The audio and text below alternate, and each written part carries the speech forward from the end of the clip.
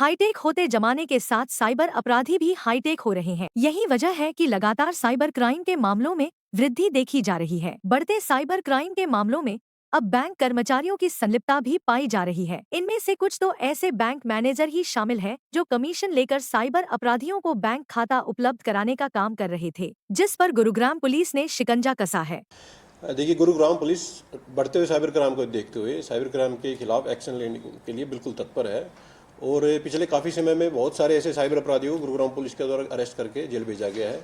इन्हीं कार्रवाई के दौरान पिछले करीब एक साल के अंदर गुरुग्राम पुलिस के द्वारा ऐसे 31 अलग अलग बैंक कर्मचारियों को अलग अलग केसेज में गिरफ्तार किया गया है।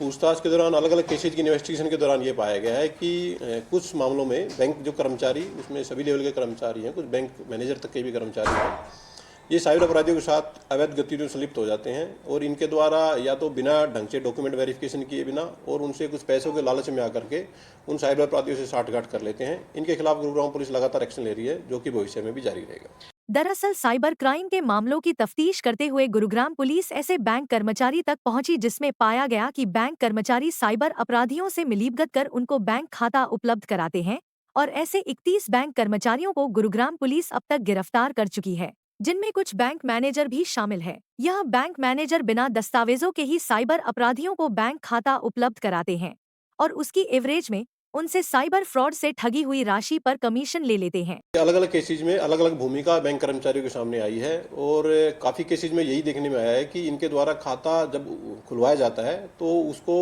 गलत प्रोसेस के तहत इनको जानबूझ करके खोला जाता है, मिली भगत करके, और इसके दौरान ही इनके द्वारा एक मुश्त तौर पे एक राशि उनसे कलेक्ट की जाती है।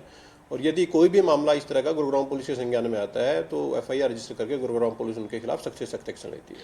देखिए, आम पब्लिक से गुरुग्राम पुलिस यही अपील करेगी कि आप किसी भी प्रकार के लोभ या लालच में न आए और इसके अलावा यदि कोई भी व्यक्ति कोई अनावश्यक डर फैलाने की कोशिश करता है, जैसे कि अगर आपको किसी भी ऑनलाइन तरीके से कोई गिरफ्तारी या कोई वसूली का कोई डर दिखाया जाता है तो आप किसी भी बात पर यकीन न करें। आप तुरंत अपने नज़दीकी साइबर पुलिस स्टेशन या साइबर अपराध की हेल्पलाइन पर डायल करके अपनी कंप्लेंट रजिस्टर करवाइए। और कोई भी आप अगर बिना मेहनत किए कोई भी पैसा अर्जित करने के लिए किसी कार्य में संलिप्त होते हैं तो उस सिचुएशन में आपके साथ धोखाधड़ी होने की संभावनाएं अत्यधिक बढ़ जाती हैं।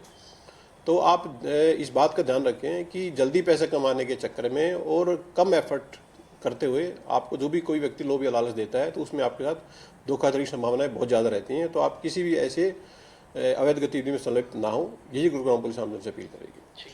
गुरुग्राम पुलिस ने लोगों से भी अपील की है कि वह डिजिटल अरेस्ट, नौकरी लगाने जैसे फ्रॉड से बचे और ऑनलाइन किसी भी लिंक को खोलने से पहले उसकी जांच कर ले। साथ ही अगर किसी के साथ साइबर फ्रॉड होता है तो उसकी शिकायत पुलिस से अवश्य करें ताकि पुलिस कार्रवाई कर सके।